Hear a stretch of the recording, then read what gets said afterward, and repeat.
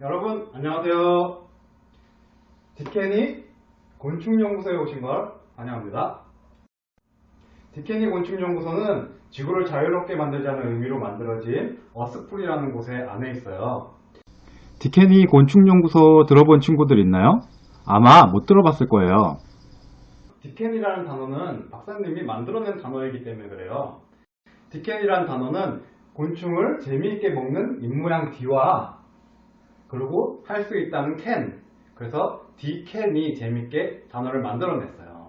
디케니 곤충연구소에는 곤충관만 있는 게 아니고 식품을 만드는 곳도 있고 친환경 텃밭도 있고 동물들이 있는 곳도 있고 여러가지 많은 다양한 활동을 할 수 있어요. 우선 박사님에 대해서 간단히 소개를 하면 아까 말한 것처럼 디케니 곤충연구소라는 곳을 만들었고 에코니즈라는 곳에서 여러가지 식품들을 연구하고 있어요. 그리고 이 마크를 주의 깊게 봐야 해요. 이 마크가 조금 있다가 나올 거예요. 우리는 오늘 곤충에 대해서 알아볼 건데 곤충이라고 하면 무엇이 떠오르나요?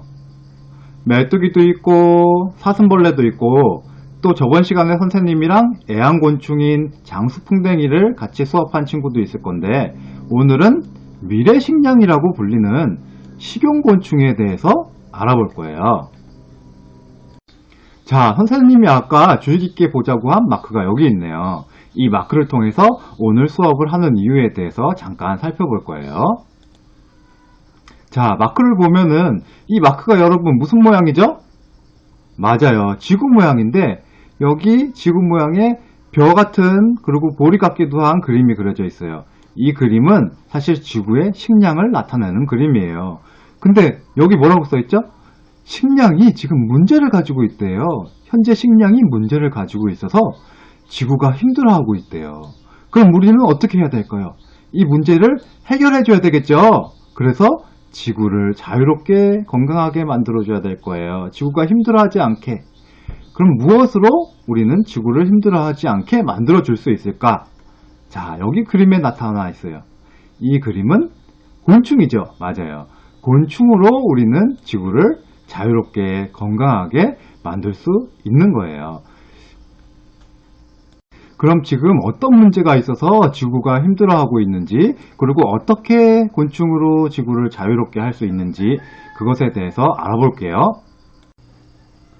이 그림은 지구의 온도를 나타내고 있는 그림이에요.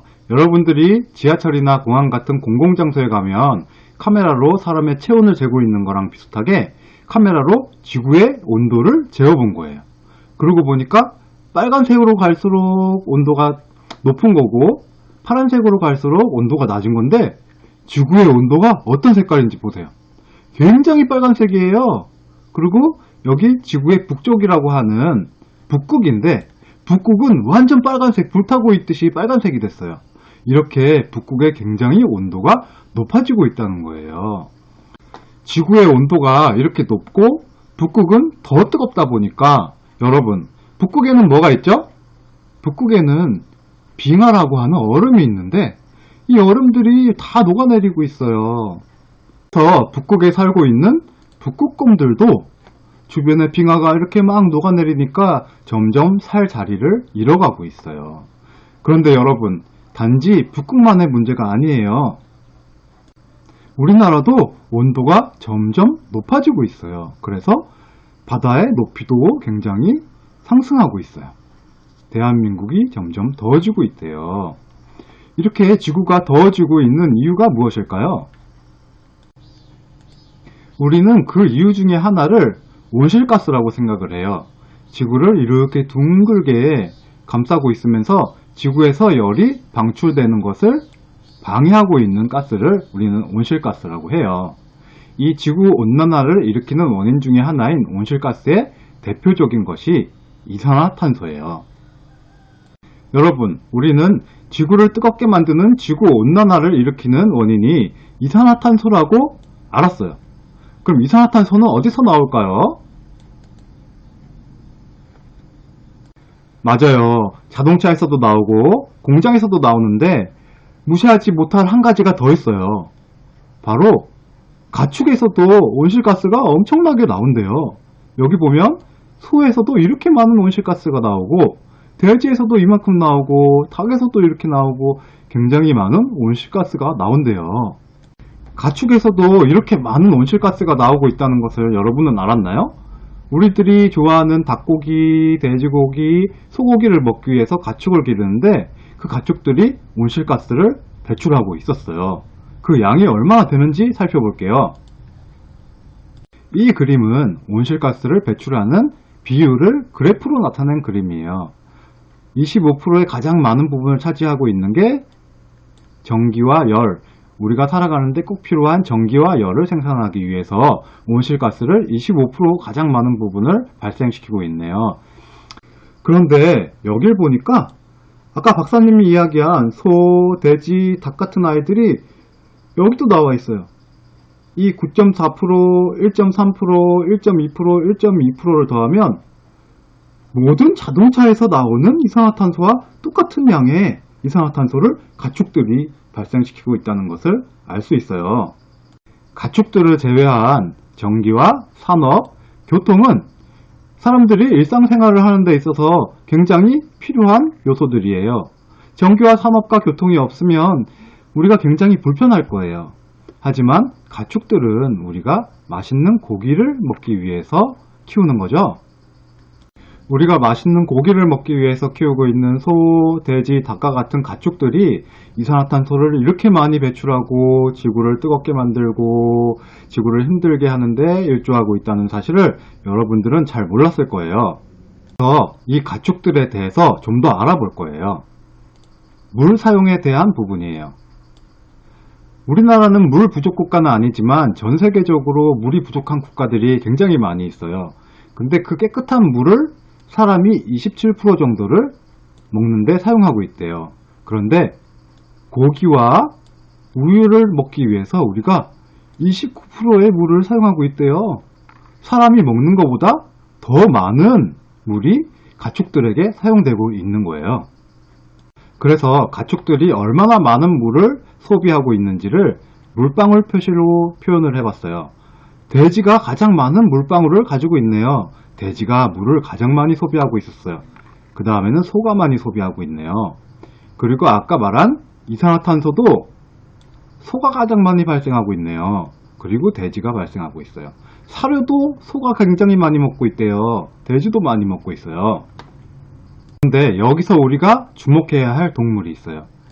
가장 물도 조금 소비하고 이산화탄소와 사료도 조금 먹는 식용곤충이에요. 미래식량이라고 부르는 식용곤충은 알고 보니까 물도 조금밖에 안 쓰고 이산화탄소도 조금밖에 배출하지 않고 사료도 굉장히 조금밖에 안 먹는데요. 지금까지 살펴보니까 우리가 가축을 키우고 현재의 식량, 맛있는 고기를 먹기 위해서 지구를 뜨겁게 만들고 있어요. 계속 이렇게 지구가 뜨거워지면 북극곰은 물론이고 사람까지도 살기 힘들어질 수 있기 때문에 이 문제를 해결할 수 있는 식량을 찾고 있어요. 그것이 바로 미래식량이에요. 미래식량은 현재 식량이 가지고 있는 문제점을 해결할 수 있도록 온실가스도 별로 배출하지 않고 물도 절약하고 또 안심하고 먹을 수 있는 새로운 식량 자원이에요. 여러분, 미래식량이라고 하면 떠오르는 대체육이나 배양육이라는 말 들어봤나요?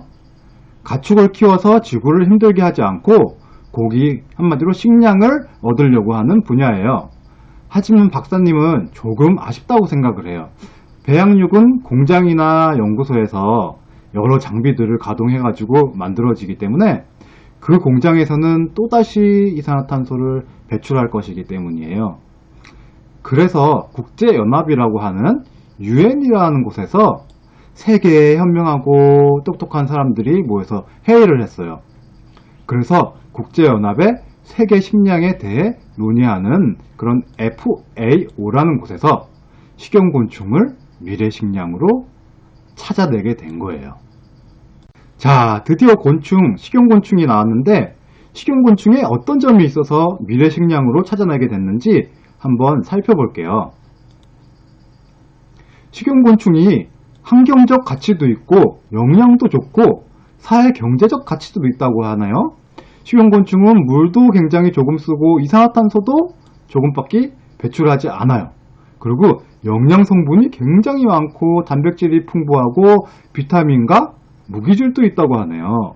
그리고 세계가 인구가 굉장히 늘어났을 때도 식량이 부족했을 경우에 식용곤충이 해결할 수 있는 하나의 방법이 될 수 있다고 해요. 이렇게 환경적, 영양적, 그리고 사회경제적 가치를 골고루 갖추고 있는 식용곤충을 그래서 미래식량으로 선정을 한 거예요. 지금까지 박사님이 이야기한 내용을 동영상을 통해서 한 번 더 살펴볼게요.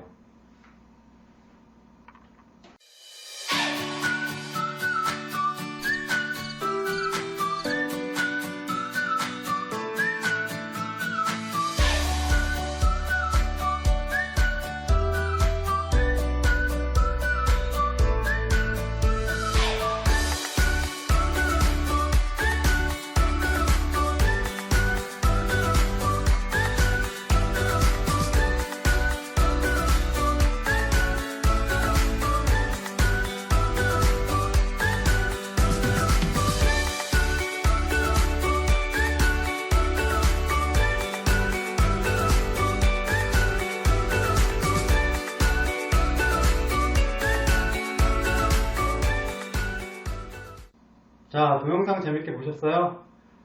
이렇게 곤충은 우리의 미래나 지구를 위해서도 굉장히 장점이 많은 동물이에요.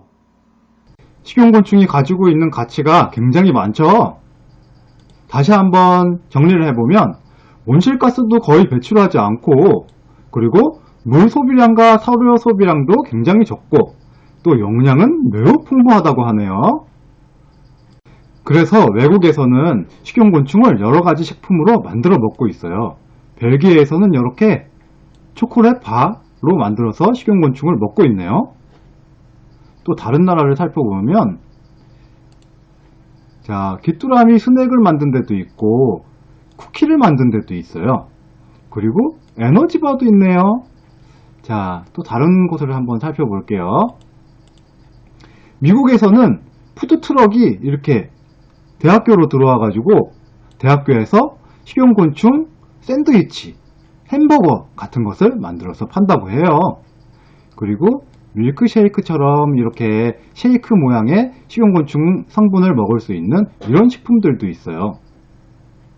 그리고 미국에서는 귀뚜라미로 이렇게 에너지바를 만드는 것 같고, 초코바를 만들었고, 그리고 또 여기는 귀뚜라미 단백질 바이네요. 귀뚜라미로 단백질 바도 만들었고, 그리고 프랑스에서는 여기 보니까 케이크 위에다가 곤충을 올려서 곤충 케이크를 만들었네요. 이렇게 해서 세계에서는 여러 많은 사람들이 식용곤충을 이미 먹고 있어요. 지금까지 세계의 식용곤충 식품들을 박사님이 한번 살펴보니까 교육 수준이 높을수록, 그리고 선진국일수록 지구 환경을 생각하고 식용곤충도 많이 먹는 것 같아요. 그런데 우리나라는 왜 식용곤충을 아직 잘 안 먹을까요? 우리나라도 분명 선진국인 것 같고, 그리고 교육 수준도 굉장히 높은 것 같은데 말이에요. 그래서 랍스터 이야기를 한번 해볼까 해요.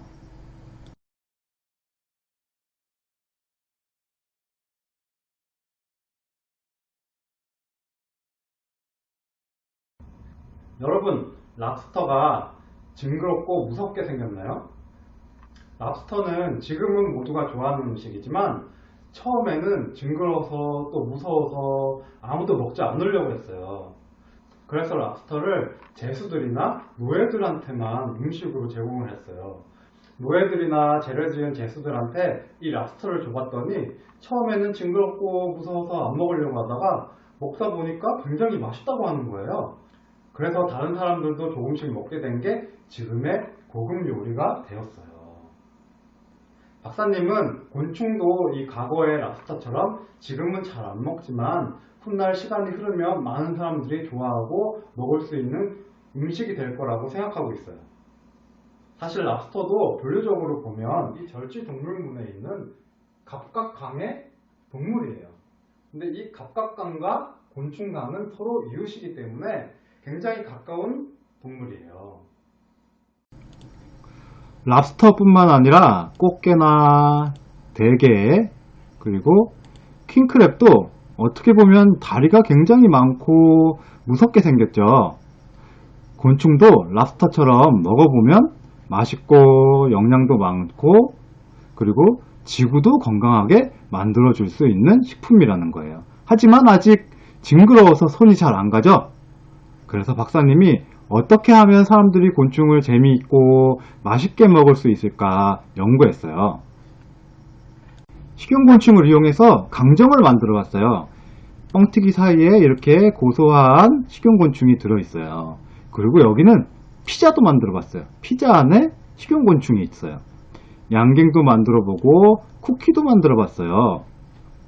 그리고 또 무엇을 만들어 봤냐면, 자, 젤리, 식용곤충의 성분을 이용해서 젤리도 만들어 보고, 또 곤충 캔디도 만들었어요. 그리고 꽃 위에 앉아있는 곤충을 그대로 표현한 곤충 캔디도 있어요. 이렇게 여러 가지 것들을 만들어 보면서 친구들한테 선물을 해봤어요. 그 친구들이 좋아했을까요? 싫어했을까요? 굉장히 좋아했어요. 그래서 친구들이 너무 좋아하고 또 재밌고 맛있게 식용곤충을 만날 수 있었다 그러면서 박사님한테 이 사진을 제공해 줬어요. 박사님한테 식용곤충을 선물 받은 친구들이 식용곤충을 먹는 모습을 보니까 어떤가요? 친구들도 도전해 볼 수 있을 것 같은가요? 자, 아직은 잘 모르겠죠?